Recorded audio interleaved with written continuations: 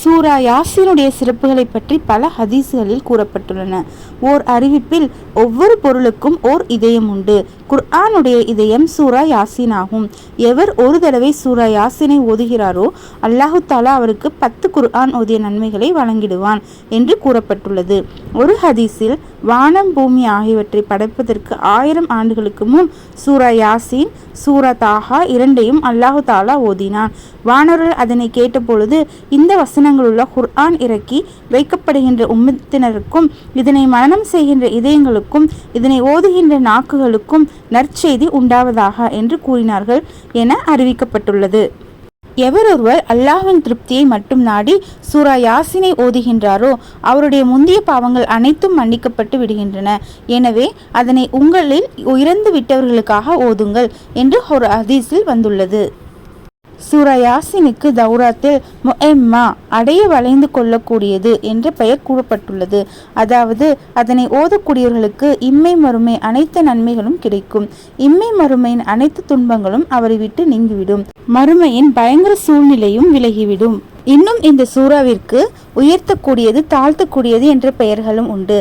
அதாவது முஃமின்களுடைய பதவிகளை உயர்த்தக்கூடியது, காஃபிர்களை தாழ்த்தக்கூடியதாகும்.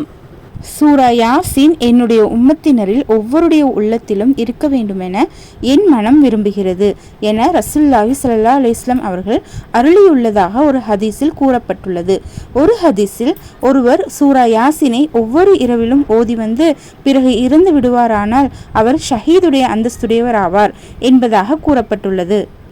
மற்றொரு அறிவிப்பில் பாவங்கள் மன்னிக்கப்பட வேண்டும் என்ற எண்ணத்தில் ஒருவர் யாசீனை ஓதினால் அவருடைய பாவங்கள் மன்னிக்கப்படும். பசியுடைய நேரத்தில் ஒருவர் யாசீனை ஓதினால் அவருடைய பசி தீர்க்கப்படும். வழி தவறிவிட்ட மனிதர் அதனை ஓதினால் வழியை பெற்று கொள்வார், நல்ல வழியை பெற்றுக்கொள்வார். உணவு அவருக்கு போதுமானதாக ஆகிவிடும். உயிர் பிரியும் தருணத்தில் இருக்கக்கூடிய மனிதனுக்கு அருகிலிருந்து இதனை ஓதினால் அவரின் உயிர் லேசாக கைப்பற்றப்படும். பிரசவ வேதனையில் சிரமப்பட்டு கொண்டிருக்கும் ஒரு பெண்ணு கருவில் இதனை ஓதினால் அவளுக்கு சுகப்பிரசவம் ஏற்படும் என்று அறிவிக்கப்பட்டுள்ளது. ஓர் அரசனை பற்றிய அல்லது எதிரியை பற்றிய பயம் இருப்பவர் சூரா யாசீனை ஓதினால் அந்த பயம் நீங்கிவிடும் என்று முக்கிரி ரஹ்மத்துல்லாஹி அலைஹி என்பவர்கள் கூறியுள்ளார்கள்.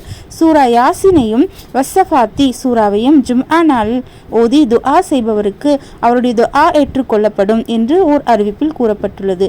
இன்ஷா அல்லாஹ் நாம் தினம் யாசீன் சூறாவை ஓதி அதன் பயன்கள் முழுவதையும் பெற்றுக்கொள்ளும் நற்பாக்கியத்தை எல்லாம் வல்ல அல்லாஹ் தாலா நம் அனைவருக்கும் தருவானாக. ஆமீன் ஆமீன் யா ரப்பில் ஆலமீன். அஸ்ஸலாமு அலைக்கும் வரஹ்மத்துல்லாஹி வபரகாத்துஹு.